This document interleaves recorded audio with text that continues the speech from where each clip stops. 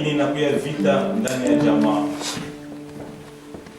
Tunaweza kufanya fast kama difficulty ya kuachana, au vita ambayo tunafanya nayo kwa namna ya kuachana na maisha yetu. Tukumbuke pia kwamba tunakuja mbele ya Mungu mwenye ambao waliita Jehova Nisi. Mungu ambaye anasema vita ni yake yeye na ushindi ni wetu. Tukumbuke pia kwamba tunakuja mbele ya Mungu ule ambao alitikia wamnyanyue juu kama vile walinyanyua nyoka ya shaba. Na alisema ya kwamba yoyote atainua macho yake na kumtazama. Quelque soit vita ambayo anapika na maisha yake, quelque soit ugomvi kwa namna gani, quelque soit mlima ungekuwa mkubwa namna gani, kinyanyua macho kwa imani. Kumbuka ahadi ambayo alitupatia. Neno lake kiwa deklare pa nafasi hapo, hiyo vita itageuka kwa ushindi. Hiyo magonjwa itaondoka, nageuka panakuwa afya njema. Na kifo kinaweza kugeuka kinakuwa uzima, sababu yeye ndio kifo na ufufuko na uzima wa milele. Ndio kwa maana ndugu na dada, tutaendelea kumkaribia huyu Mungu na penda upeleke hiyo vita ambayo unafanya fasi nayo mbele ya huyu Mungu mzima. Nyanyua mikono kama Joshua, kama Musa. Nyanyua mikono, sema mimi nafanya surrender kwako wewe Mungu. Mimi nafanya abandon kwako wewe Mungu. Ninachilia kwako wewe Mungu na hiyo vita, na napenda nione ushindi ndani ya maisha yangu. Tutaenda kuomba katika jina la Yesu Kristo. Baba Mungu,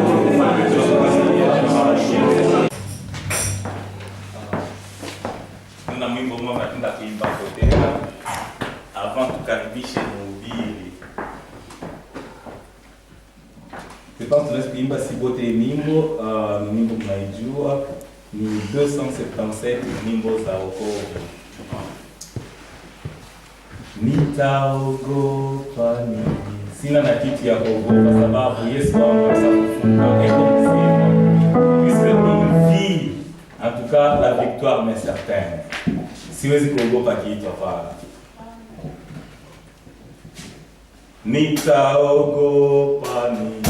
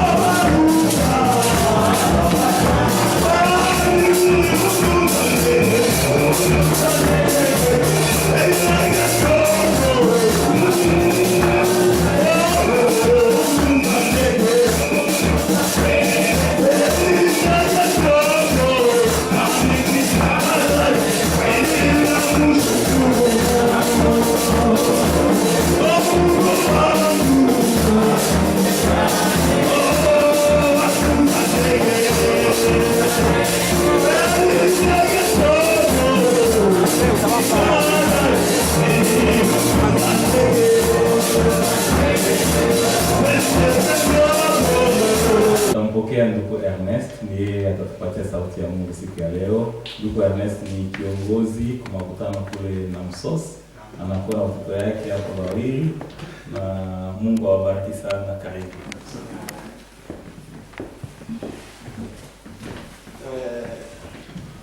Je salue l'Assemblée au nom du Seigneur Jésus-Christ. Amen. Je manque même des mots pour m'exprimer. Parce que je suis en face franchement de mes parents. Naturellement, le pasteur Stéphane, il est mon papa, mon oncle, il est tout pour moi franchement. Et ça fait très longtemps que nous n'étions pas ensemble.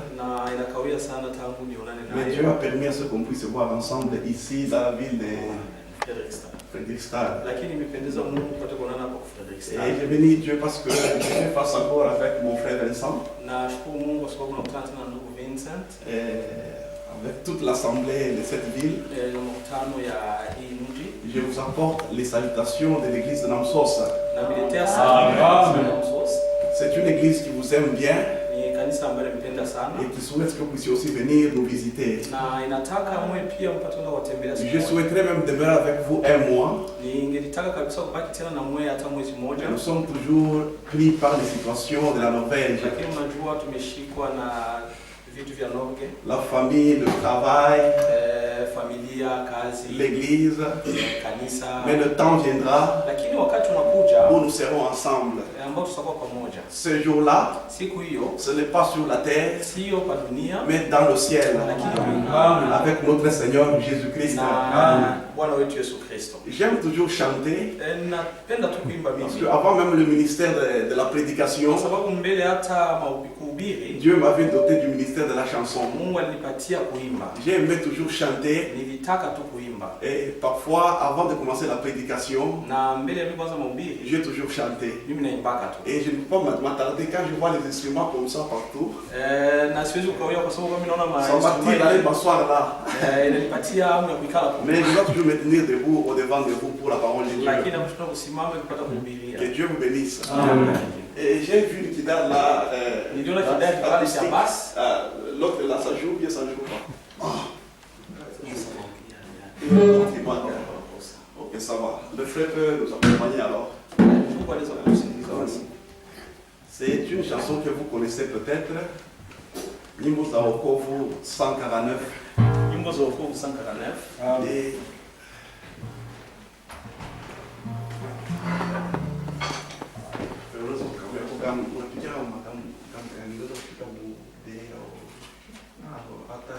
vous pouvez jouer dans D ou C. C'est dans D ou C. Nous pas bien quand on va passer par le Do. Do. On va bien quand on de toute façon. Je peux emprunter que les mots en cours là.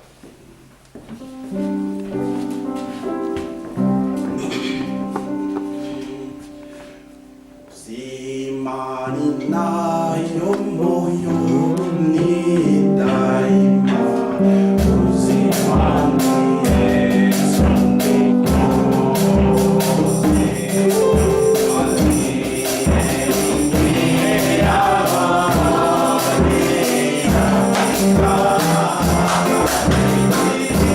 Yeah.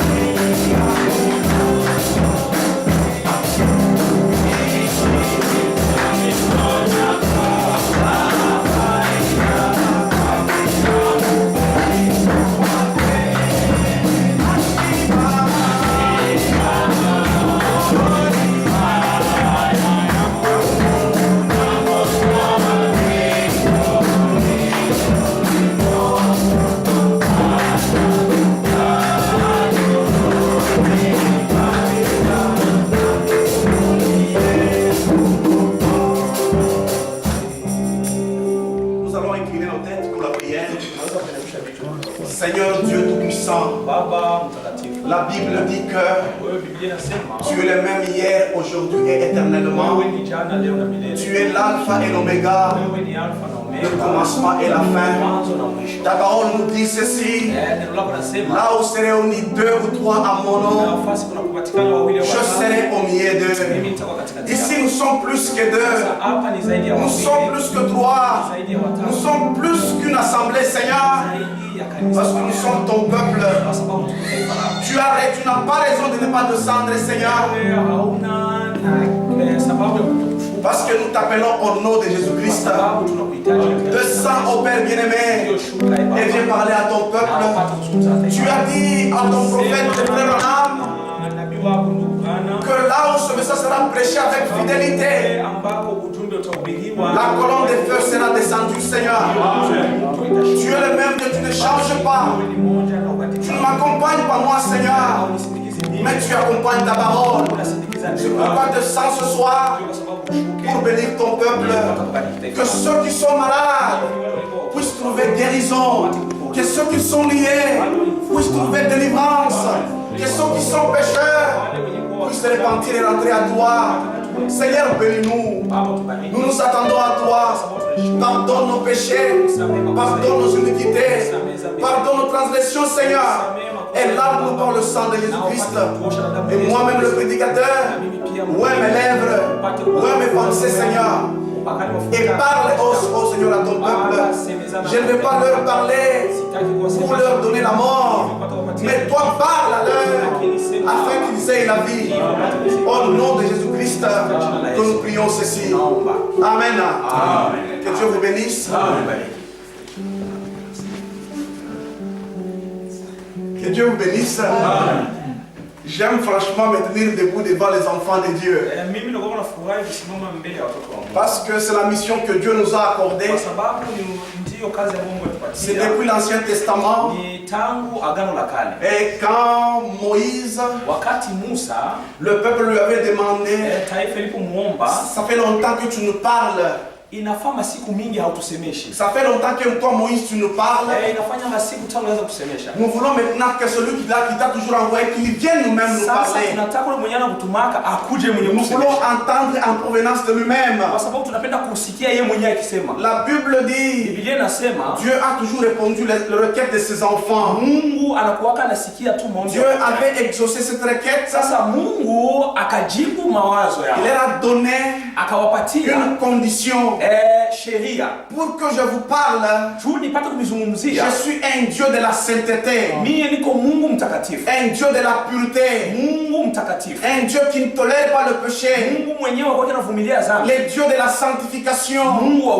Dis à ce peuple, je leur donne 3 jours qu'ils se sanctifient. Même pour l'homme qui est marié, il n'a pas le droit de s'approcher de sa femme. Alléluia. Conservez-vous purs. Parce que je vais descendre pour vous parler. Nous croyons que Dieu est le même hier, aujourd'hui et éternellement. Et cet après-midi, dans cette assemblée, je vous exhorte la même chose. Gardez-vous purs. Gardez la sainteté. Gardez la purification. Gardez franchement la sanctification. Dieu va vous parler. Dieu ne tolère jamais le péché. Ne vous trompez pas. Ne vous trompez pas, disant que parce que nous sommes en Norvège, loin de l'Afrique, ou peut-être au nord, Dieu peut nous écouter. Dieu n'écoute que ceux qui sont purs. Parce que Dieu est le Dieu de la sainteté. Après 3 jours, ce Dieu-là était descendu. Amen. Le peuple s'est réuni devant cette montagne. Disant qu'aujourd'hui nous allons le voir. On les a posé la question: est-ce que vous vous êtes sanctifiés? Tous ont répondu Amen. Nous sommes purs. Qu'ils descendent maintenant pour nous parler. Mon frère et ma soeur, quand il était descendu, la La Bible dit, en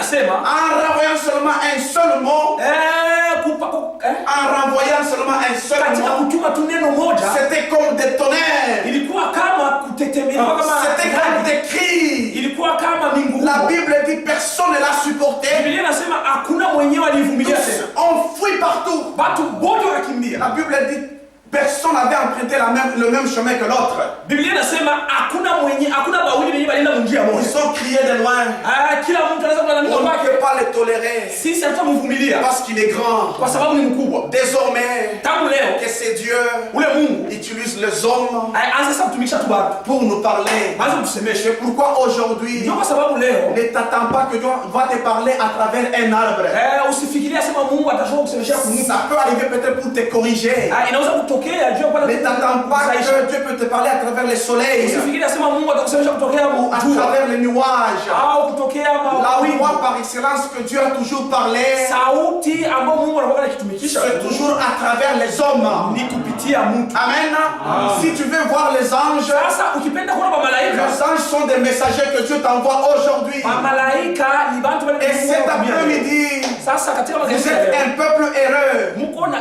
Vous êtes venus entendre non pas un homme, mais vous êtes venus entendre la parole de Dieu. Et je me tiens aujourd'hui au devant de vous pour vous donner la parole de l'heure, afin que vous puissiez vous préparer à la seconde venue du Seigneur Jésus-Christ. Nous allons prendre maintenant nos Bibles et nous allons lire dans Matthieu le chapitre 27. Et nous commencerons au verset 27. C'est un simple message. Un simple message mais puissant. Parce que notre Dieu est simple. Il se révèle dans la simplicité. Mais il est toujours grand. Vous devez toujours savoir que vous ne vous retrouvez pas ici au hasard. C'est une mission de Dieu, votre présence ici. Lisons. Nous commençons au verset 27. Je veux lire chaque verset, le frère lira aussi le même verset, afin que nous ne puissions pas nous contredire. Le soldat du gouverneur conduire Jésus dans le prétoire.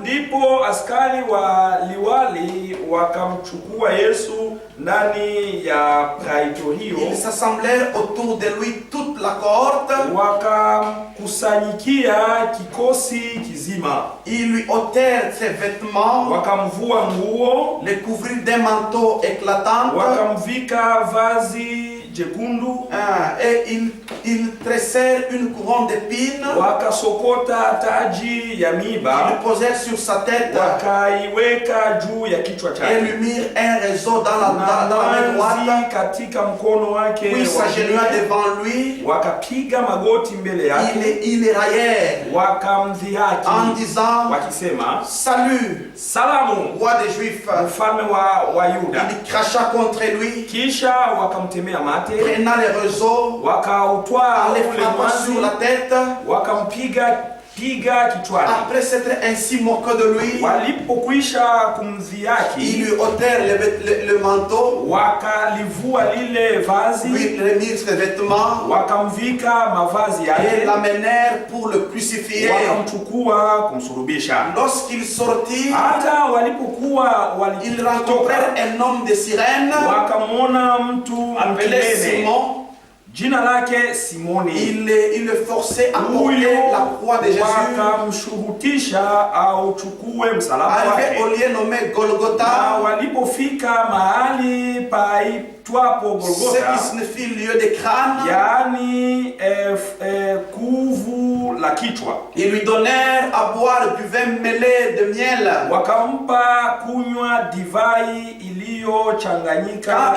Quand il lui goûtait, il ne voulait pas boire. Après l'avoir crucifié, kulibisha, ils se partagèrent ses vêtements waligawa mavazi yake en tirant au sort wakipiga afin que s'accomplisse ce qu'avait été annoncé par les prophètes. neno lililonenwa na nabii. Ils se sont partagés mes vêtements Waligawa nguo zangu et se sont tirés kati yao, ils se sont tirés au sort ma tunique. na juu ya vazi langu walipiga Oui, kura. ils s'assirent et les gardèrent. Wakaketi wakamlinda. Que Dieu bénisse la lecture de sa parole. Mungu abariki kusoma neno lake. Tunaweza kukaa. Nous allons parler ce soir Tuongelea magharibi ya leo d'un sujet nommé kitu ambacho tunasemea ce jour-là sous le calvaire. siku ile msalabani. Amen. C'est un sujet très profond. Ni kitu ambacho ni kigumu. Partout ici à Norvège, Nafasi yote hapa Norge, les bureaux sont fermés, ofisi yote imefungwa, les écoles fermées, masomo parce imefungwa qu'ils célèbrent la Pâque. kwa sababu wepo wanashirikia Pasaka. Mais si tu leur poses la question à propos de la Lakini Pâque, ukiwauliza kuhusiana na Pasaka, c'est difficile qu'ils t'expliquent. wao ni kugumu kufasiria. Ils répondront peut-être que c'est notre culture. Watasema nafikiri sisi ni utamaduni wetu. Mais pour nous, la Pâque a Lakini une sisi signification. Pasaka ina maana Pour les enfants d'Israël, watoto wa Israeli, c'était le jour de la délivrance ilikuwa ni siku ya ukombozi wao dans les mains des Égyptiens. katika mkono wa Waegyptia. Et pour nous, les enfants de Dieu, Na kwa watoto wa Mungu, la Pâque, Pasaka ça signifie inamaanisha l'avant le grand jour de notre salut. mbele kutangulia kwa siku kubwa ya wokovu wetu, Parce que la Bible dit, kwa sababu Biblia inasema ce vendredi-là, katika siku ile, avant qu'il soit arrêté, mbele ya yeye kukamatwa, il prit le pain, yeye akakamata mkate, il prit aussi le vin. akakamata na mvinyo. Quand il a brisé le pain, Alipokata mkate il ule, leur a donné akawapatia à ses disciples, wa mitume wake, mangez ceci, kasema na mleni hiyo, car ceci est mon kwa corps sababu ni damu qui yangu a été livré pour vos péchés. ambayo unatowekwa kwa ajili ya dhambi Et zetu. après avoir pris la coupe, Na alipochukua kikombe il les bénit, akaibariki, il leur a dit, prenez ceci, akasema na chukueni hii buvez-en, mkunywe, car c'est la coupe de mon sang, kwa sababu ni kikombe kia damu yangu. le sang qui a été coulé Kikombe damu ambayo itamwangika pour la rémission de vos péchés. ili kusamehe madhambi yenu yote. Et il leur a dit ceci, Sasa akasema, depuis ce jour-ci, tangu leo je ne boirai plus ce coupe une seule fois. mimi sitakunywa tena hiki kikombe, Je vous attends au ciel na michunga kumbingu, afin que nous buvons encore ensemble. hivi tupate kunywa pamoja na mwe kule. Amen. Amen. C'est ce qui signifie Hiyo inamaanisha ce qu'il disait aux gens, alikuwa akiambia que watu ce n'est pas maintenant question aina na tena sababu que je dois multiplier le pain, kusema nipate kudhihirisha mikate, multiplier le poisson, kudhihirisha samaki afin que vous mangez. hivi mupate kula. Maintenant le moment est venu. Wakati umefika, Si tu ne manges pas mon corps, kama haukuli tena mwili wangu, si tu ne bois pas de mon sang, kama haukunywi damu tu yangu, n'auras pas la vie éternelle. hautapata uzima wa milele. Amen. Notre Seigneur Jésus-Christ Sasa Bwana wetu Yesu Kristo a été arrêté ce vendredi yeye alikamatwa kule siku ile. avec le programme de la Pâque. Unajua katika mpango wa Pasaka C'était hier, ilikuwa jana la nuit. usiku, Mais avant qu'il ne soit arrêté, lakini mbele ya kupata kukamatwa il avait pris ses disciples, alichukua nafasi wake, wanafunzi Saint wake, Jean, Pierre, Yohane, Petro, il leur a dit allons un peu quelque part pour prier. akasema twende nafasi fulani kuomba. Il les a laissés quelque part que vous priez. Sasa akawacha hapo, akasema muombe Moi hapa, aussi je vais m'écarter un peu na mimi tatongea kidogo pour la prière. hivi nipate kuomba. Dans des moments difficiles, Katika kipindi kigumu, le sage se tait, wanahekima wanakaa kimya, mais ils ont toujours la victoire à genoux. lakini beko tu na ushindi Je me suis kumagoti. demandé une question. Amen.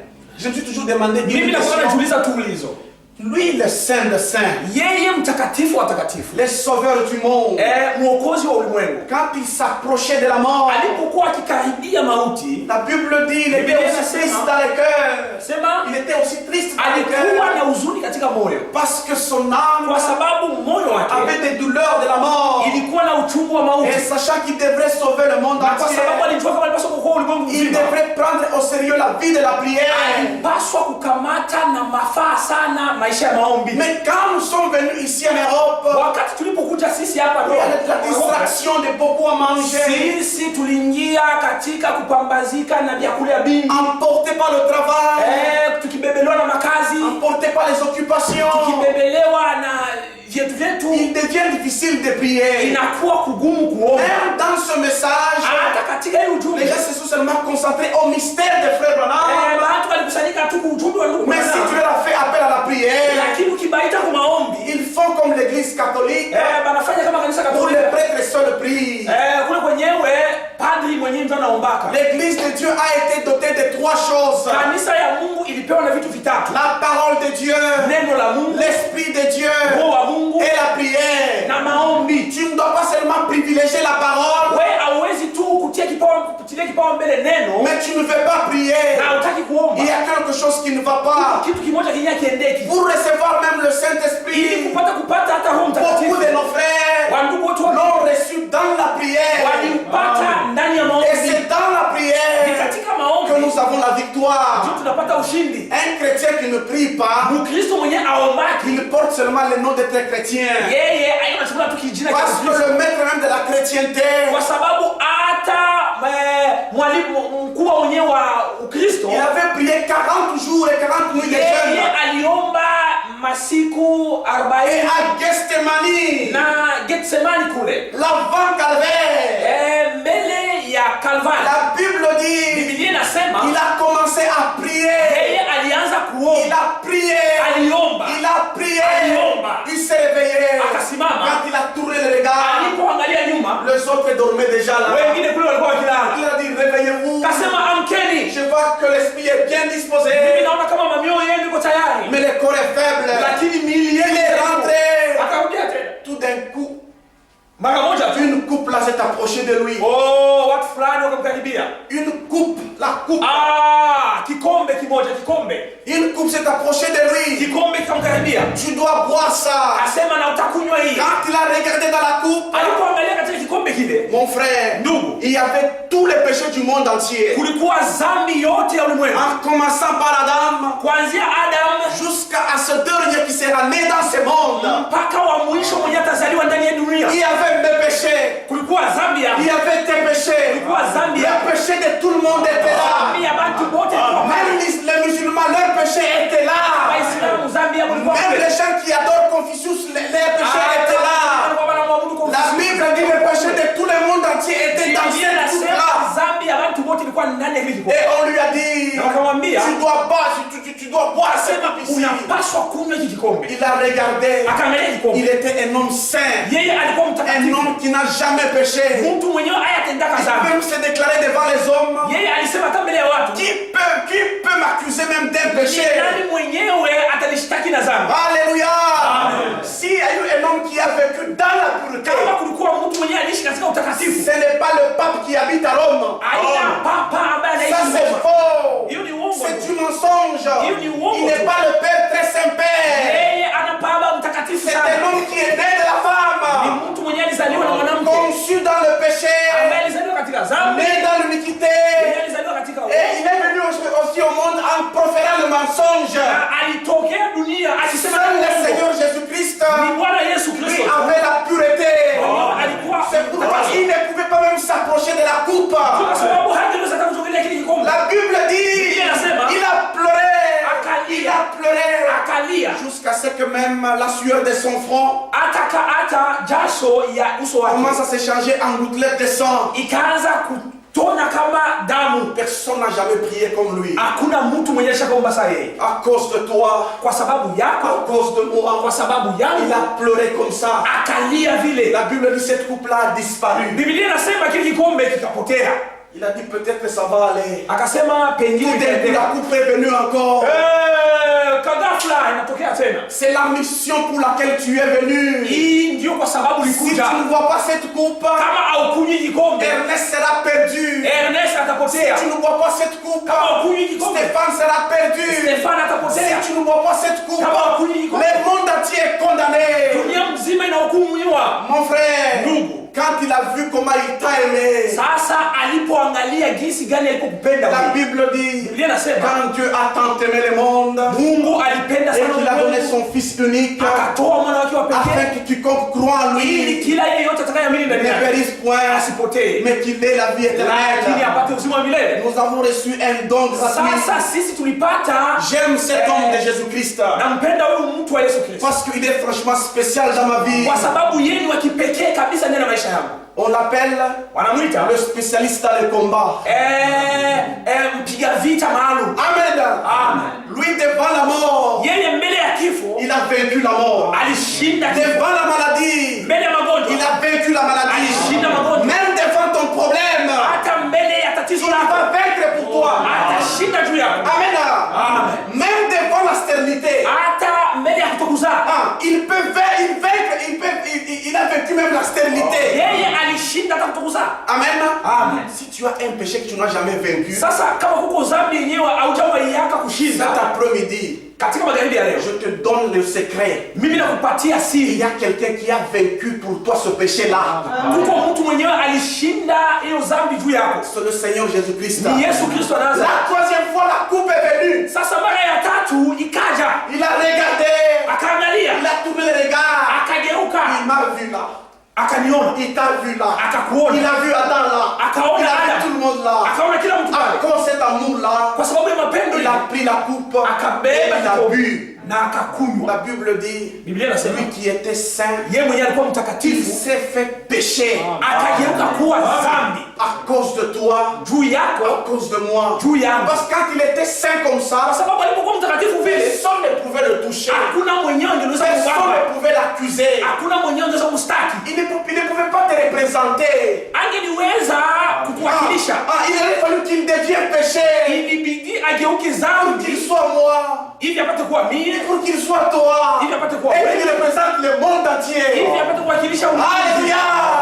Ce n'est pas ton papa qui te sauve. Haina baba yako mwenye Ce kuokoa, n'est pas le pasteur qui sauve. haina pastori Ce n'est pas le diacre qui sauve. Haina deacon Celui qui sauve, c'est le Seigneur mwenye Jésus-Christ. kuokoa ni Yesu Kristo. Le salut Wokovu n'est pas dans ma main. Haina katika Disant que mkono si wangu. frère Ness me serrait la main, Kama ndugu Ernest je ananisalimia, serais sauvé. mimi naokoka. Si on me donnait un diplôme dans l'église, Kama anipatia diploma je serais mimi sauvé. naokoka. Si on me confirmait avec un certificat, Anifanya confirmation je serais sauvé. naokoka. Le salut n'est pas dans ça. Wokovu Le salut est caché dans le Seigneur Jésus-Christ. Mungu mwenye kufichama ndani ya Yesu Kristo. C'est lui le sauveur du monde. Yeye ndio mwokozi wa ulimwengu. C'est pourquoi il a pris la coupe. Sasa sikia, akachukua kikombe. C'était de cette manière-là qu'il a été arrêté maintenant. Ndio sasa katika aina hali hiyo walimkamata. Le calvaire a commencé. Ndio Kalvari ikaanza. C'est que nous l'avons lu. Kama tulivyoisoma. Et pour les enfants de Dieu cet après-midi, Na kwa watoto wa Mungu je magharibi ya vais leo, poser une question. mimi nitamniuliza wewe. Que signifie calvaire pour vous? Na Kalvari kwako wewe Que inamaanisha signifie Golgotha pour vous? sasa Golgotha kwako ni Que nini? signifie la mort de Seigneur Jésus-Christ pour toi? Kifo cha Yesu Kristo kwako ni nini? Amen. Amen. Au calvaire, Ku Kalvari. c'est là où la question du péché a été réglée. Kule ndiko tatizo la dhambi limesaishwa. Parce que depuis Adam, Kwa sababu tangu Adamu, depuis le péché d'Adam et Ève, tangu dhambi ya Adamu na Eva, nous étions tous introduits dans la mort. sisi wote tukaingia katika dhambi. Nous étions Kifo. dans un train Tuliingia katika treni destiné en enfer. yenye kutupeleka jehanamu. Nous devions tous mourir. Sisi wote tulipaswa Nous kufa. devions tous être condamnés. Sisi wote tulipaswa kuhukumiwa. La Bible dit, Biblia inasema tous ont péché wote walitenda et dhambi ils sont privés na wote de la wakanyimwa gloire de Dieu. na utukufu wa Ils Mungu. sont privés Wote du wakanyimwa royaume de Dieu. na ufalme wa Mungu. Maintenant, quand il a été arrêté, Sasa alipokamatiwa, après qu'il soit arrêté, alipokamatiwa yeye, la Bible dit, Biblia inasema a commencé à jouer de lui. wakaanza kumchezea On ne savait chezea. pas pourquoi il a été arrêté. Hawakujua kwa nini alikamatwa. On le frappait, Walimpiga, on crachait sur lui. temea La mate, Bible dit, on Biblia inasema enlevait même sa barbe. walikuwa wakitoa na ndevu yake. Il a été arrêté, tu sais, Alikamatwa, unajua, lié sur un poteau comme ça. akafungwa kumti hivi, Et quelqu'un a pris des fouets là na anciens. mtu akakamata fimbo ile ya zamani, Il a été tabassé alipigwa jusqu'à tel point que le dos mpaka wakati a été rempli mgongo de blessures. ulikuwa umejaa vidonda, Le sang coulait tout le corps. damu ilikuwa ikivuja mwili wote. Les femmes pleuraient. Wanawake walikuwa Les wakilia, enfants pleuraient. watoto walikuwa On wakilia, les frappait. walimpiga. Regardez un peu des films que le gens se montrent essayent un peu de mettre. Mwangalie tu filamu ambao watu wa dunia wanajaribu. Ils essayent seulement. Wanajaribu tu. Mais ils n'expriment pas la vérité, la réalité. Lakini hawaoneshi ukweli wote. Mais si Dieu peut te révéler ce soir la réalité du calvaire. Anaweza kukuonyesha magharibi ya leo ukweli wa Kalvari. Le prophète dit. Sasa nabii kasema, tu peux te tenir à genoux même toute la nuit. Asema ndipo utapiga magoti yako hata usiku mzima. Parce que sans le calvaire, kwa sababu bila calvaire, le salut était impossible pour l'humanité. Wokovu haukuwezekana kwa ulimwengu. Amen. C'est pourquoi le prophète dit. Sasa nabii anasema c'est un jour troublé. Asema ni siku ya kutatanisha. Où le soleil a suspendu sa marche. Siku ambayo jua ilisimamisha. Les étoiles ont freiné quelque part. Na manyota ilikataa kuangaza kasimama kule. La lune a stoppé. Mwezi nao kasimama ngambo kule. La terre a commencé à trembler. Udongo wote ukaanza kutetemeka. Comment est-ce que mon créateur namna gani muumbaji wao peut être exposé nu, anaweza kutiwa nje uchi? La Bible dit au milieu de la journée. Biblia inasema katika ilikuwa karibuni saa 8 hivi. Il s'est fait nuit. Ilikuwa usiku. Les gens ont commencé à s'éparpiller. Watu wakaanza kukimbia kimbia. Les gens ont commencé à crier. Watu wakaanza kulia. La Bible dit. Biblia inasema même lui sur la croix, hata yeye katika msalaba a même crié. Akalia, Père, Baba, Père, Baba, pourquoi m'as-tu abandonné? Kwa nini umeniacha? Les gens pensaient qu'il criait à cause de lui-même. Watu wakafikiri alikuwa akilia kwa sababu yake mwenyewe. Il criait parce que c'est toi qui as été abandonné pour beaucoup de temps. Alilia kwa sababu yako ambayo uliyeachwa kwa muda mrefu. Et il devrait maintenant venir te ramener à lui. Yeye alipaswa kuja kukamata na kurudisha kwake. Amen. Amen. Mon frère et ma sœur, ndugu na dada, qu'est-ce qui t'inspire le calvaire? Sasa Kalvari inakuzungumzia kitu gani magharibi ya leo? Regardez cet homme là sur la croix. Angalia mtu huyo msalabani. Crucifié. Yeye alipotundikwa kule. Humilié. Alipopatishwa tout le monde était là. Watu wote walikuwa pale. Il regardait. Walikuwa kitazama. Qu'est-ce qui va se réaliser? Ni kitu gani kitatokea? Satan était là. Shetani alikuwa pale. Les démons étaient là. Mapepo yote kusanyika pale. Le ciel était là. Mbingu nayo ilikuwa pale. Le calme régnait partout. Ukimya fasi yote.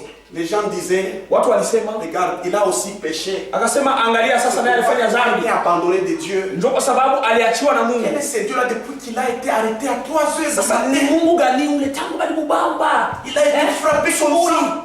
Banampiga hivi. Dieu ne réalise rien. Mungu afanye kitu. Qu'est-ce qu'il a fait franchement? Moi je l'ai vu multiplier le pain. Moi je l'ai vu ouvrir même les yeux des Bartimée. Moi-même je l'ai vu marcher sur les eaux. Je me rappelle un jour, il avait seulement mélangé la salive avec du sable. Il a appliqué sur un aveugle. Cet aveugle quand il était parti pour se laver la face, il a vu. Pourquoi aujourd'hui?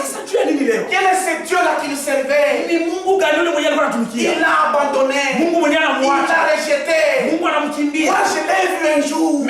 Si ne l'avait pas du poisson, il a dit jetez là le filet. Quand ils ont entendu ça, et ils ont obéi. Ils avaient amassé beaucoup de poissons. Mais pourquoi aujourd'hui il est abandonné comme ça? Même s'il avait péché, comment est-ce que Dieu peut l'abandonner comme ça? Il y avait tout un grand silence. Mon frère et ma soeur, les gens peuvent te dire que quel est ce Dieu que tu serves? Tu es toujours malade, tu es toujours humilié, tu n'as jamais trouvé du boulot, personne ne te soutient, ton mari te tape là chaque jour pour les tu chassé même du travail, aucun bon témoignage des gens. Ce Dieu là, où est-il? Mon frère et ma soeur, notre Dieu est vivant. Pendant que la situation est calme, c'est le moment où Dieu est près de vous que tu n'as jamais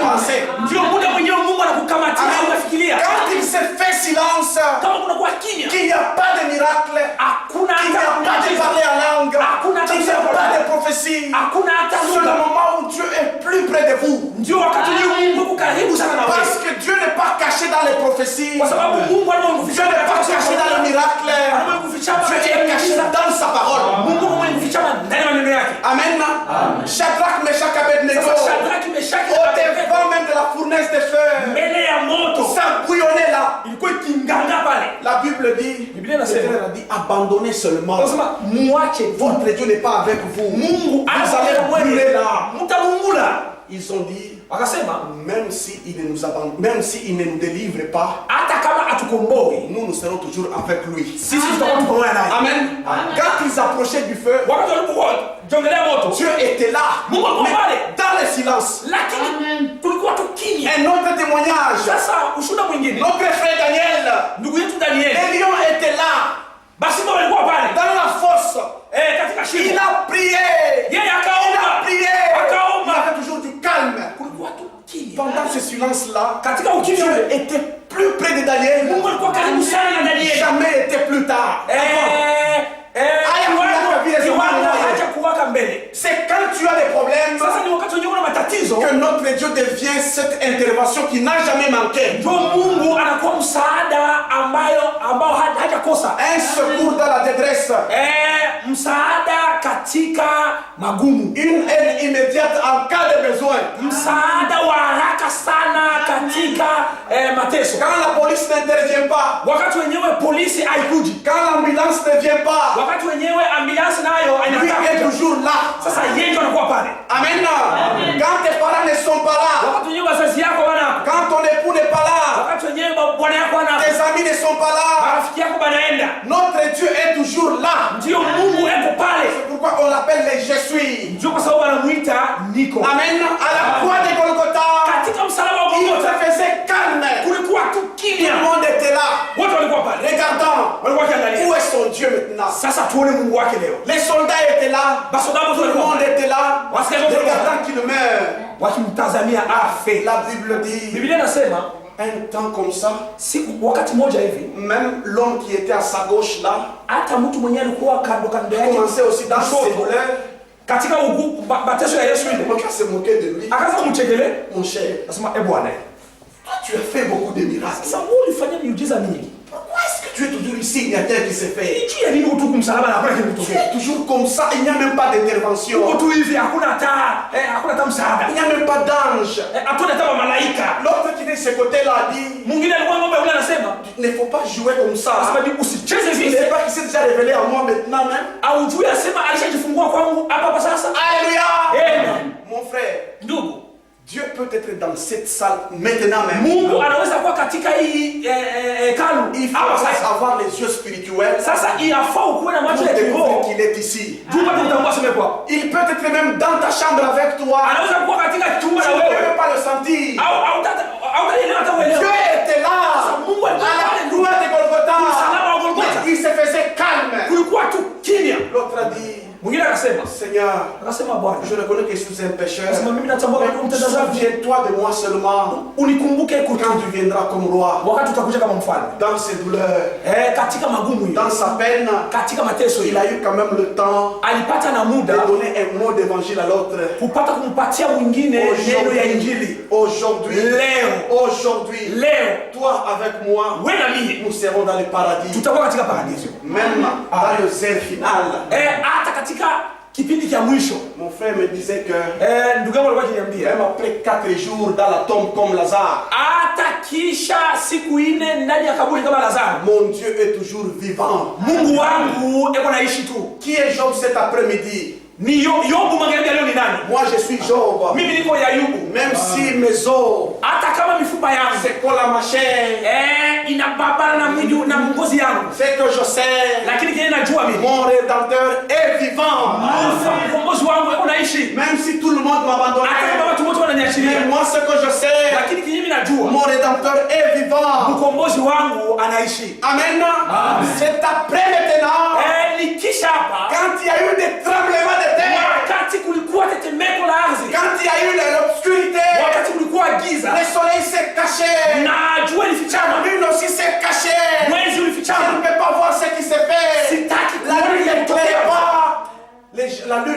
pas. Les gens se sont commencés à disperser. C'est alors qu'il a crié.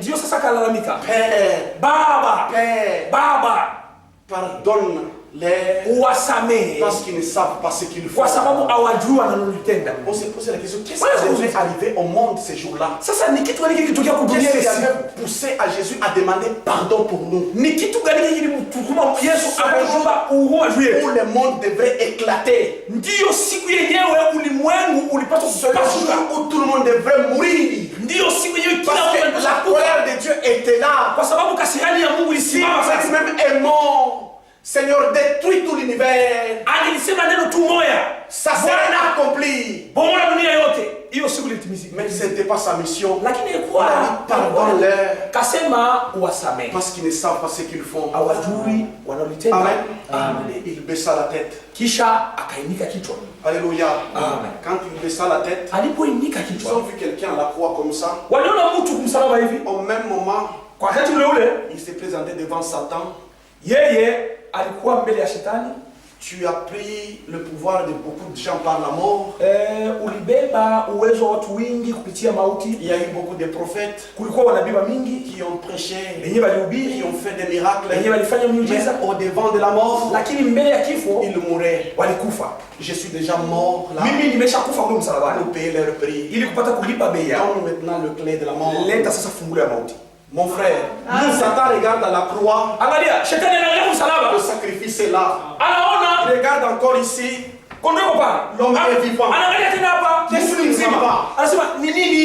C'est le dernier jour où la question de la mort devrait être trouvée. Lisons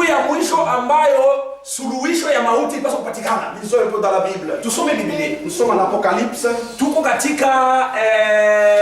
La révélation, Apocalypse.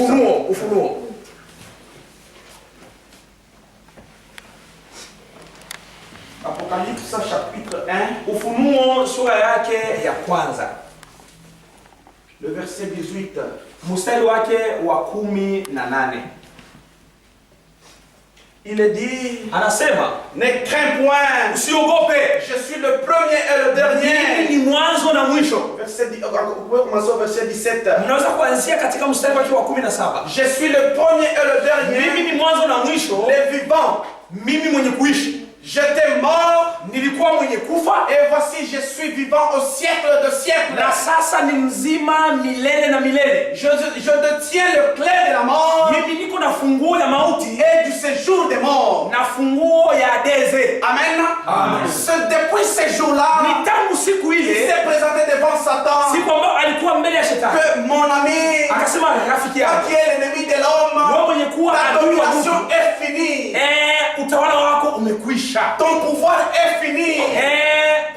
Nguvu yako inaisha. Livre-moi unipatie les clés de la mort, funguo ya mauti et du séjour des morts. Na ya deze. C'est pourquoi ndio kwa sababu aujourd'hui c'est lui qui a le pouvoir de la mort. Leo mwenye kuwa na nguvu ya mauti, ce n'est pas ma tante, aina shangazi yangu, ce n'est pas mon grand-père, aina nkambo yangu, comme on l'a toujours dit, ananiloka. Oh, ameniloga.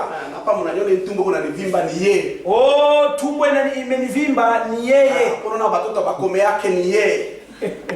Watoto wangu warefuki tena ni yeye. Yeye ndio anatuleta malédiction de mu famille. Yeye ndio analeta sijui laana yote katika familia. Le pouvoir de malédiction. Sasa sikia, nguvu ya laana, le pouvoir de la mort, nguvu ya mauti, le pouvoir de la maladie, nguvu ya magonjwa a pris fin depuis la croix de Golgotha. Ilipata kuisha tangu Golgotha. C'est lui qui détient tout ce pouvoir. Ndio yeye ambaye ana nguvu yote. C'est le Seigneur Jésus-Christ. Bwana wetu Yesu Kristo. Tout ce qui peut arriver dans sa vie, chochote ambacho kinaweza kutokea ndani ya maisha yako, est venu juste pour faire éclater la gloire de Dieu. Kimetokea tu juu ya kupata kuonyesha utukufu wa Mungu. C'est pourquoi devant cet aveugle là, sasa ndio kwa sababu mbele ya kipofu les apôtres lui ont posé la question. Wamitume wakamuuliza, cet enfant est né aveugle. Sasa angalia yule anazaliwa kipofu. C'est à cause du péché de ses parents. Ni bazazi yake walifanya dhambi. Du péché de sa maman. Dhambi ya mama yake. Il a dit non. Akasema hapana. Ce n'est pas ça. Sio hiyo. Il est aveugle. Yeye ni kipofu pour faire éclater la gloire de Dieu. La situation que tu es en train de traverser, les difficultés que tu as, la Bible dit tout ce qui peut t'arriver est là pour faire éclater la gloire de Dieu. C'est pourquoi il est dit tout concourt au bien de ceux qui aiment Dieu. Lisez très bien l'Exode. La Bible dit l'endurcissement de Pharaon était là juste pour faire éclater la gloire de Dieu en Égypte. Parce que si Pharaon n'avait pas endurci son cœur, les miracles qui avaient été opérés en Égypte n'auraient pas franchement lieu. Amen. Parfois nous demandons des questions. Moi je me disais, quand j'ai été baptisé, j'ai dit Seigneur, en tout cas prends-moi maintenant. Je ne veux pas rester encore dans le monde pour me suivre. Je ne veux pas dans le monde pour pécher. Parce que je veux maintenant avec toi. Mais Dieu t'a sauvé pour un objectif. Il veut maintenant transformer le noir dans la lumière. Il veut faire ta malédiction une bénédiction. Il veut faire ta maladie la guérison. Il veut faire de la pauvreté la richesse. Il veut faire un homme spécial. C'est pourquoi on devant du diable, ce n'est pas lui qui détient les clés de la mort. Même les clés du séjour des morts. Il était à la croix. La Bible dit que son esprit devrait aller prêcher l'évangile même aux morts. Amen. Il est descendu là. Parce que ce gens devait recevoir aussi la parole de l'air. Quand il les a prêchés, il a introduit la clé. Il a ouvert. C'est seulement les gens qui avaient cru, qui avaient le passeport pour sortir. Ils sont sortis. Ils sont sortis. La Bible dit, même les jours de sa mort, ils ont vu même les anciens croyants. C'était les jours qui devraient aussi quitter la prison pour aller dans ce paradis d'attente pour nous. Amen. Ce jour-là sous le calvaire, la question de la mort a été réglée. Ce jour-là sous le calvaire, la question du péché a été établie. Tout le monde ici, nous étions condamnés. Nous étions dans la pourriture. Nous étions morts, sans espérance, sans foi, sans même paix. Aucun même pouvait sauver l'autre. La Bible dit personne ne cherchait la perfection. Nous étions seulement pris par les situations de ce monde, attendant la condamnation. Les femmes cherchaient toujours à être belles.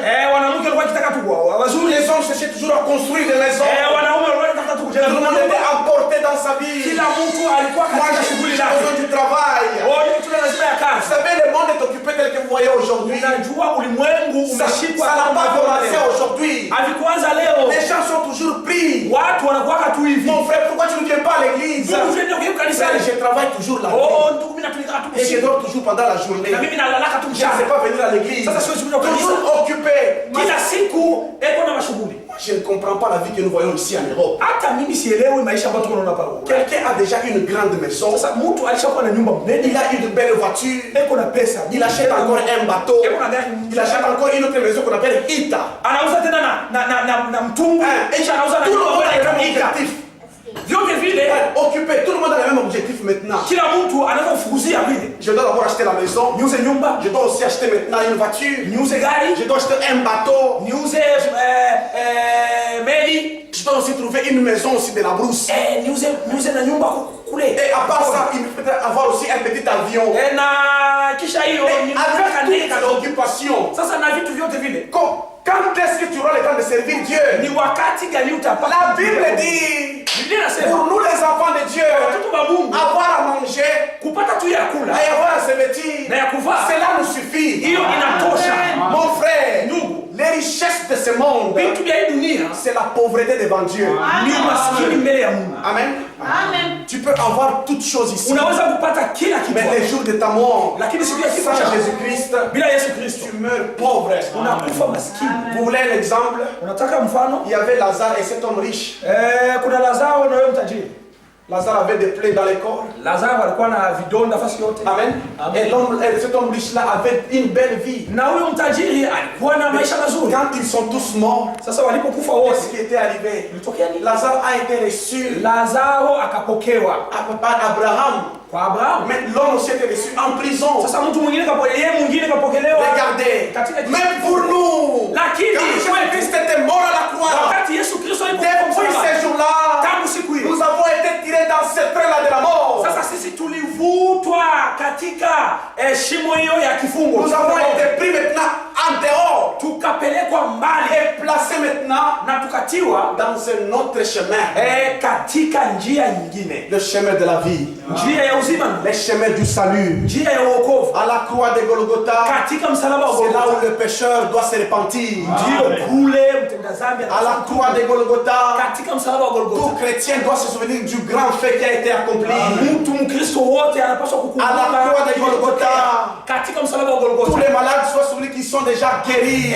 Wagonjwa wote wapone À la croix de Golgotha, katika Golgotha. la solution à tous nos problèmes a été trouvée. Tatizo kwa magumu yetu yote C'est ilipatikana. pourquoi quand ils mouraient là, Ndio kwa sababu walipokufa la Bible dit, Biblia inasema il y a eu même des soldats kulikuwa na askari qui ont pris même la lance, wakakamata na mkuki ils ont même percé ici. wakachoma hapa. Et quand ils perçaient là, Unajua walipochoma la Bible dit il y a eu Biblia de inasema l'eau kukatoka maji et le sang qui coulait. na damu iliyokuwa ikuvuja. J'aime quand les enseignants enseignent ça. Nataka wakati wenyewe walimu wanafundisha hiyo, Ils ont toujours expliqué très bien qu'est-ce que signifie l'eau wanafasiria kila mara maji ni nini et qu'est-ce que signifie le sang. na damu ni nini. La Bible dit, Biblia inasema quand ils ont vu le miracle de la croix, walipoona muujiza wa Golgotha même les soldats qui étaient au pied de la croix, na waskari wenyewe ambao walikuwa chini les ya msalaba, pécheurs, watenda les dhambi, gens sans Dieu, watu ambao walikuwa bila Mungu, ils ont conclu, wakaamua ils ont dit que wakasema réellement cet homme kweli huyu mtu était fils de Dieu. alikuwa mwana wa Mungu. Cet après-midi, toi aussi, Magharibi ya leo tu peux wewe reconnaître ça que unaweza kutambua à la kwamba croix de Golgotha, msalaba wa cet Golgotha, homme de Jésus-Christ yeye mtu wa Yesu était Kristo réellement le sauveur du monde. alikuwa mwokozi wa ulimwengu. Alléluia. Il a payé le prix de nos péchés. Alilipa bei ya dhambi Il yako. a rendu possible notre salut. Alifanya kuwa mwepesi wa Je suis kuwa. fier aujourd'hui. Pourquoi? Leo mimi nina Parce que j'ai fier trouvé kwa sababu le pardon de mes péchés. kwa sababu dhambi yangu yote J'étais plein de fardeaux, nilikuwa na mizigo mingi plein de malédictions, na laana mingi, un malade chaque jour. mgonjwa kila Mais siku. quand j'ai connu cet homme de Calvaire, Lakini nilipomtambua mtu cet homme de Golgotha, huyo wa Golgotha, ma vie a changé. maisha yangu yote kabadilika. Amen. Déclare aussi la même chose. Sasa ni À la croix de Golgotha, angalia Golgotha, la question à tes problèmes kwa sababu magumu yako yote a été trouvée. ilipata na suluhisho. La solution a été donnée. Suluhisho kule Mon frère et ma soeur, Sasa ndugu na dada, j'aime toujours quand on me dit, mimi nataka tu akiniambia, quand je sens que mon âme commence à perdre l'amour de la croix, wakati naanza kuhisi kwamba moyo wangu unaanza kupoteza mapendo ya msalaba, j'aime toujours qu'on m'amène de telles prédications. napendaka kila mara baniletee mahubiri yao, Rappelle-toi qu'est-ce qui t'avait sauvé. ili kupata kunikumbusha ni kitu gani kiliniokoa. L'homme qui nous a sauvés, Yeye aliyetuokoa, c'est Dieu lui-même qui s'est fait chair. Mungu mwenyewe ambaye alivaa mwili. Amen. C'est pourquoi il est dit, Ndio kwa sababu inasema au commencement était la parole. katika mwanzo ilikuwa neno, Cette parole était avec Dieu. hiyo neno ilikuwa pamoja na Et Mungu, cette parole était Dieu. hiyo neno ilikuwa Mungu, Cette parole a été faite chair. hiyo neno iligeuka kuwa Et mwili elle a habité parmi nous. na iliishi katikati yetu, Pleine de grâce na neema nyingi et de sagesse. na hekima nyingi. Pour toi, mon frère, Juu yako ndugu, pour toi, mon frère, juu yangu ndugu, rappelle-toi toujours que ukumbuke ton salut que tu as trouvé, wokovu ambao ulipata wewe, tu es appelé à travailler pour ce salut unaomba kupata kutumikia ule wokovu avec crainte et tremblement. na uoga na kutetemeka. Amen. Notre Dieu, Mungu wetu ce n'est pas un oncle. sio mjomba, hapana. Notre Dieu Mungu wetu n'est pas ce qu'on appelle Bestefar. sio ambaye anaita anaitwa nyanya kambo. Notre Dieu, Mungu wetu, il est notre Père. yeye ni baba. Et comme notre Père, Kama baba, il nous exige la crainte anatuomba uoga et l'abandon du péché. na kuacha dhambi. Je peux te poser une question aujourd'hui. Nitakuuliza moja leo. Le prix a été déjà payé il y a plus de 2000 ans. Bei ililipwa ni miaka 2000 Mais sasa. pourquoi les gens continuent à vivre dans le péché aujourd'hui? Kwa nini watu wanaongeza kuishi katika dhambi leo? C'est parce qu'ils ne veulent pas pleurer. Kwa sababu hawataki kulia, Ils ne veulent pas confesser. hawataki kutubu, Ils ne veulent pas rentrer. hawataki kurudi. Les gens sont indifférents. Watu hawajali. Lisez un peu dans 1 Timothée. Sasa tusome katika wa Timotheo wa kwanza. Nous allons lire dans 1 Timothée chapitre 3. Timotheo wa kwanza sura yake ya 3. Et je m'excuse, 2 Timothée chapitre 3. Ni Timotheo wa pili sura yake ya 3. Nous commençons au verset 1. La Bible dit, sachez que dans le dernier jour, mjue kwamba katika wakati wa mwisho il y aura des temps difficiles. Itakuwa wakati mgumu. Les hommes seront angoisse, les hommes seront égoïstes. Watu watakuwa kujipenda wenyewe. Amis de l'argent. Wao watakuwa wakipenda pesa. Fanfarons. Watakuwa wa kujinyanyua. Hautain. Kiburi. Blasphémateur. Wa kukufuru. Rebelle à leurs parents. Batomboshi kubazazi yabo. Ingrat. Watakuwa wa kushukuru. Irreligieux. Wa kutopenda Mungu. Insensible. Wenyewe hawaguswi na kitu. Déloyaux. Watu wakosa kuheshimia sheria. Wa kutokuheshimia sheria. Calomniateur. Wa kusimanga. Intempérant. Intempérant. Il est mort. 2 Timothée chapitre 3. Watu vile tukio tupatie kwa kikintu. 2 Timothée chapitre 3. Soma ku verset 3 kule.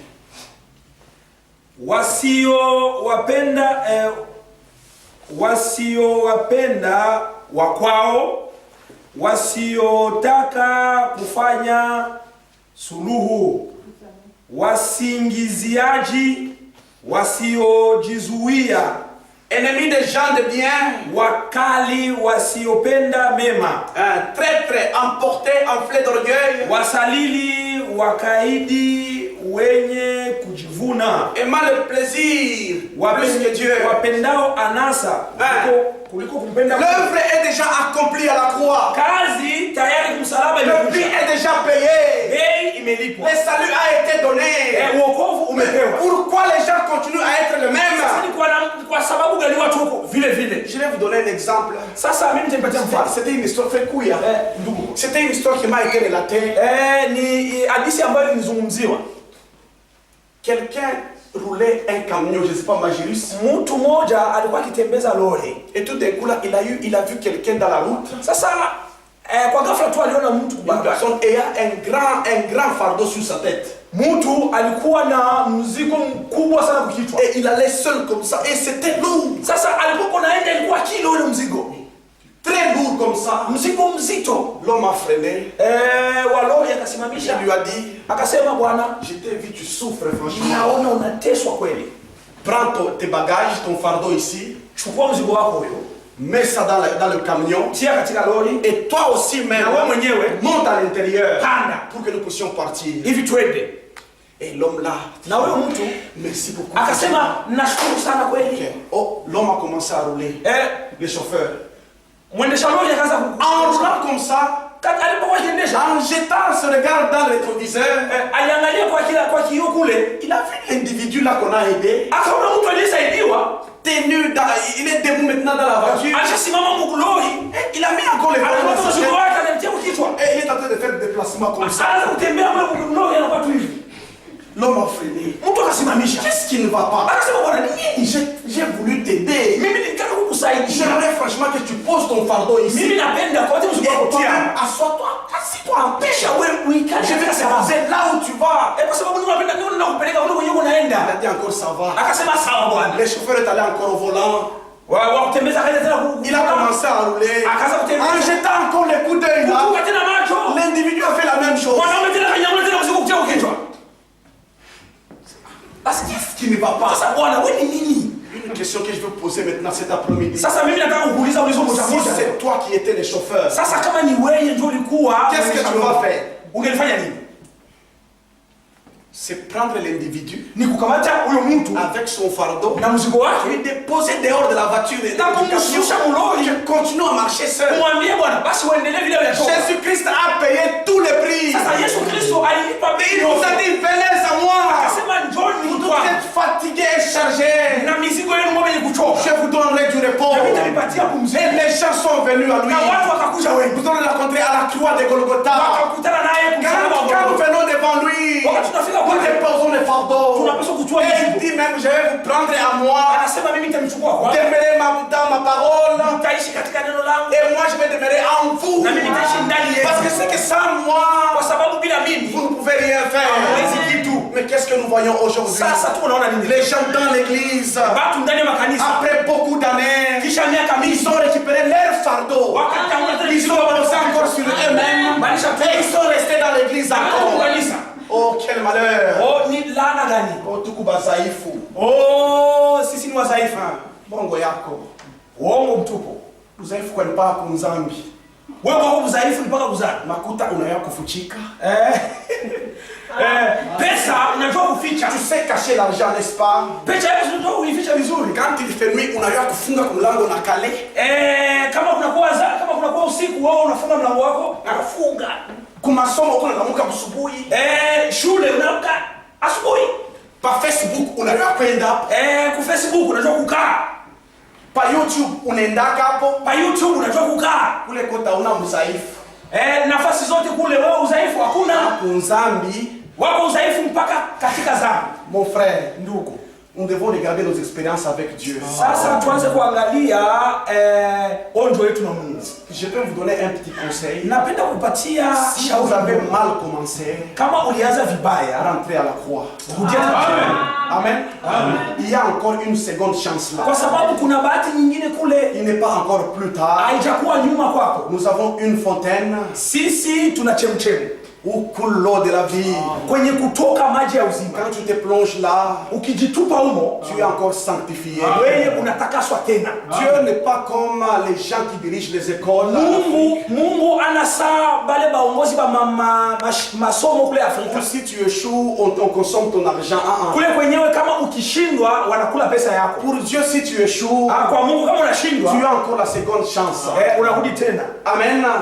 Revenez à lui. Murudilie. Cet après-midi, Magharibi ya il leo viendra aussi à vous. na yeye atakurudilia.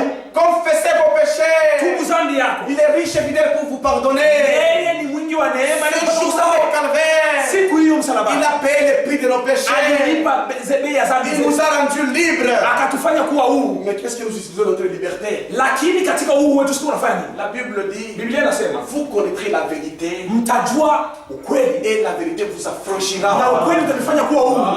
J'aime cette parole-là en anglais. Mimi napenda maneno katika lugha ya Kiingereza. Frère Stéphane peut répéter ça d'abord en anglais. Vous connaîtrez la vérité Ndugu Stefano anaweza kuirudia katika Kiingereza, et la utajua vérité vous ukweli affranchira. na ukweli utanikomboa. You shall know the truth, and the truth shall set you free. Amen. You know, kama unaona sema huyu mtu yuko free. Sasa ukiona sema huyu mtu eko huru, Ikusa unaona hii makuta iko hapa hii. sasa angalia sema makuta iko. Kama niko free kwa hii makuta. Kama niko huru na hii makuta hii. Bataniweka kufika na kesho. Batanitia hapa mpaka kesho. Mr. Bambako. Shita bambako. Bataipata mpaka vile bali acha. Njoo niko free kwa hii makuta. Mpaka vile alivyoiacha mwenyewe ndio ataikuta kwa sababu mimi niko huru na hii pesa.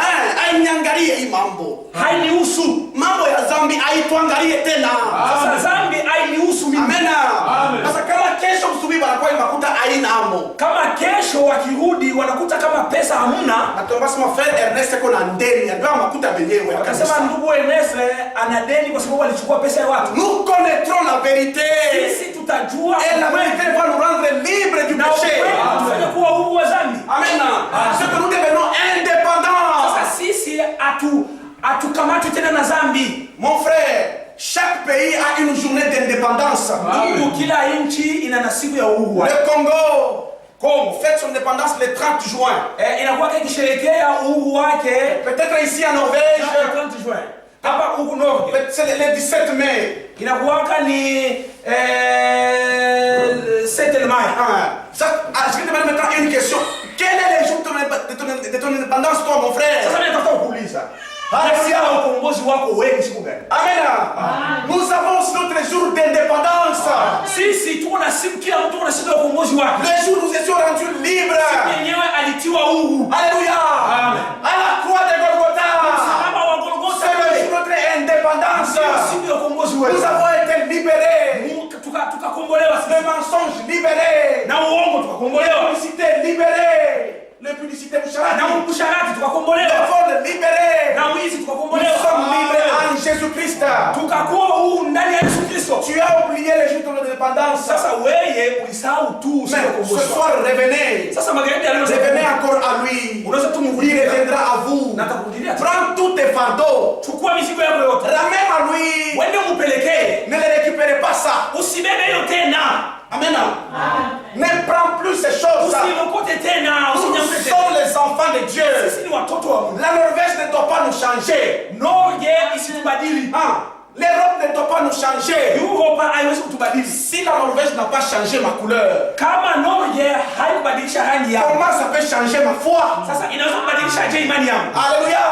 Si la Norvège n'a pas changé notre manière de manger, kama Norge haikubadilisha namna yetu ya kula, tunakulia mpaka Bukari la Norvège.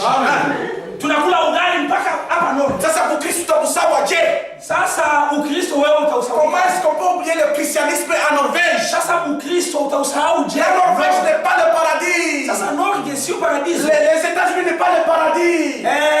Marekani sio paradiso. Le paradis est caché en Jésus-Christ. Paradiso imefichwa ndani ya Yesu Kristo. Nous pensions peut-être en venant en Norvège. Tulifikiri tukija Norge. Moi quand j'étais arrivé ici, mimi wakati nilifika hapa, et que mes amis m'appelaient en Afrique, na watu wangu walikuwa ils pensaient maintenant que nous allons acheter des maisons. Walifikiri kama tutamino sasa. Nous allons maintenant acheter des voitures. Notre frère est en Norvège. Les solutions sont déjà données. Notre frère est en Norvège. Il a toute une maison d'argent. Un homme qui produit l'argent. Tout le monde en arrivant ici, nous étions déçus. Pourquoi? Parce que ce n'est pas ça le paradis. Amen. Mais quand nous serons au ciel, nous ne serons jamais déçus. Nous allons vivre dans des maisons d'or. Parce que notre frère nous a précédés. Amen. Lui nous a précédés pour rendre possible notre place. Nafasi yetu Yesu Tangu nilitangulia bandugu yangu baba yako yakata. Quand j'ai précédé mes frères. Tangu mimi nilitangulia bandugu yangu baba yangu la. Beko kule. Mais lui quand il nous a précédés, lakini yeye alipotutangulia, il nous a convaincu qu'un jour il viendra nous prendre. Yeye alituhakikishia kama siku moja atarudi. Pourquoi? Parce que cette question là a été réglée à la croix. Kwa sababu tatizo yako quand il mourait, les rideaux du temple na hiyo pazia ya hekalu se déchira en deux. Ilipasuka mara mbili. Il y avait une séparation. Amen. Kulikuwa kutengana entre le lieu saint kati ya fasi takatifu, le lieu très saint dans le temple. La fasi takatifu sana. Alors le temple a été divisé en deux. Hekalu ikapasuka pour montrer maintenant que la voie est libre pour tout le monde. Ili kuonyesha kama njia ya kuingia. Quand nous allons vers Dieu, ndugu tunakwenda kwa Mungu, nous allons franchement dans une route destinée au ciel. Tunaenda kabisa katika njia yenye kuongoza mbinguni. Il n'y a pas de blocage. Hakuna mtu à la croix de Golgotha. Sababu katika cette question a été Golgotha, hiyo tatizo yako, vous êtes fatigué, umechoka. Vous êtes fatigué. Que Dieu vous bénisse. Nous vous aimons. C'est pourquoi nous vous donnons la parole du temps. Pour toi ma soeur, pour toi mon frère, réveille-toi. S'il y avait des temps où nous devons être sérieux avec Dieu, c'est maintenant. S'il y a eu des temps où nous devons franchement avoir besoin de Dieu, c'est maintenant. Parce que nous devons beaucoup prier, même plus qu'en Afrique. Les démons d'Europe sont plus méchants. Avec quoi?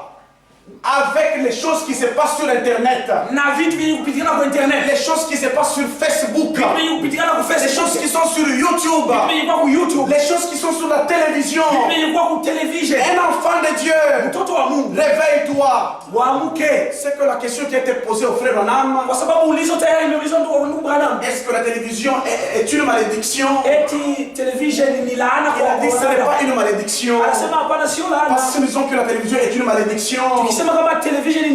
C'est que le téléphone aussi c'est une malédiction. C'est que les journaux aussi sont des malédictions. Lui a dit seulement la manière d'utiliser le téléphone tout comme la télévision est une malédiction pour toi.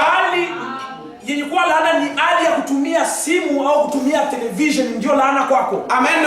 C'est pourquoi toi réveille-toi. Ne sois pas dans la distraction.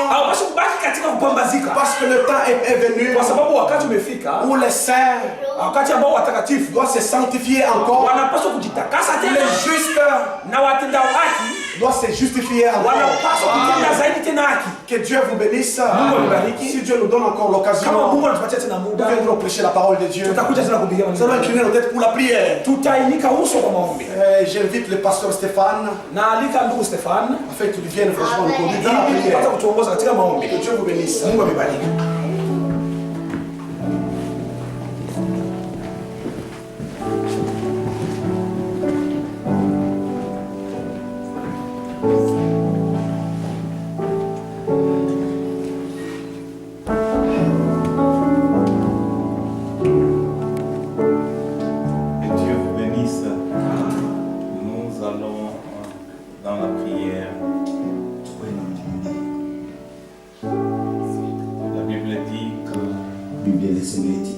N'endurcissez pas vos cœurs quand vous entendez sa voix. Nous vivons vraiment au temps de la fin. Il n'y a pas de temps à perdre. Que le pur se purifie. Que le juste se justifie. Que le saint continue dans la sainteté. Mon frère et ma soeur, aujourd'hui c'est un appel de réveil.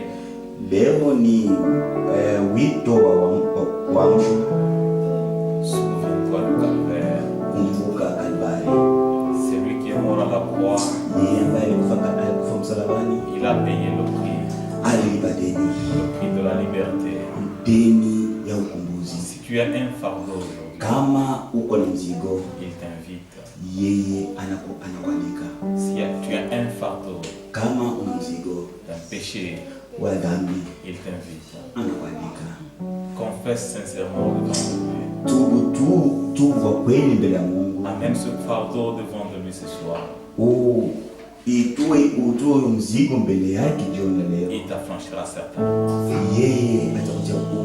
Il veut prendre ton fardeau pour que tu sois libre, pour que tu te reposes. Il t'a vu avec ce fardeau et il a stoppé son train. Il a stoppé son trac, son camion. Et il veut te prendre. Il t'invite à venir. Et si tu n'as pas encore reçu Christ, aujourd'hui c'est l'heure. C'est le jour de grâce. Il t'invite, mon frère. Il t'invite, ma soeur. Si tu as rétrogradé, aujourd'hui il t'invite encore. Il t'invite, mon frère. Il t'invite, ma soeur. Nous allons chanter un cantique avant de prier. C'est le cantique 110 dans les nyimbo za Mungu. Damu yako yenye baraka inayotuosha makosa ilitoka msalabani. Bwana Yesu